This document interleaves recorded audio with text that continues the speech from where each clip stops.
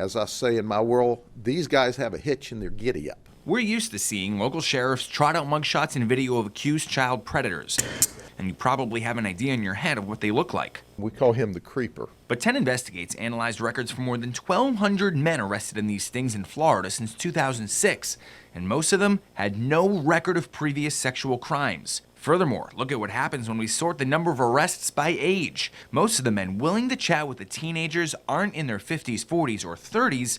They're in their 20s, their early 20s, or teenagers themselves, like Joseph, whose identity we've agreed to disguise. They had me call them. I sat on the phone for an hour with a grown woman who was talking to me in a very seductive manner. He was 22 when he had his first and only run-in with the law. He thought he was talking to a 26-year-old online who even sent this photo, wedding ring and all.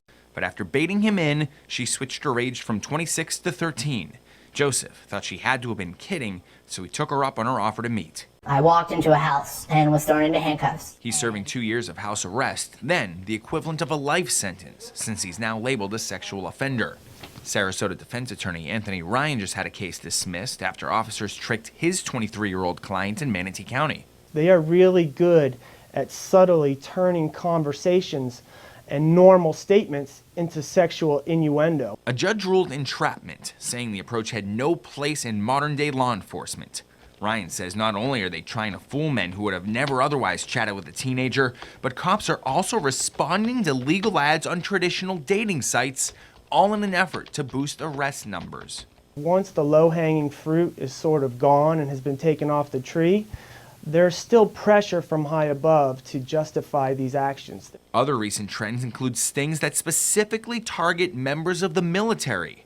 It's the blurring of these ethical and legal lines that have prompted the South Florida Internet Crimes Against Children Task Force to all but quit the stings, instead focusing on more significant areas of online child abuse.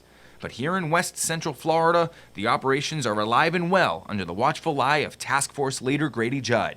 He says they're necessary to protect the kids who may stray onto adult websites. At his last press conference, however, he couldn't prove it was actually a widespread problem. Are there a lot of children doing that? Not a lot, there are some. Again, we want to emphasize sex offenders need to be dealt with, and anyone preying on children should be arrested and prosecuted. But there also needs to be transparency about how law enforcement handles these stings.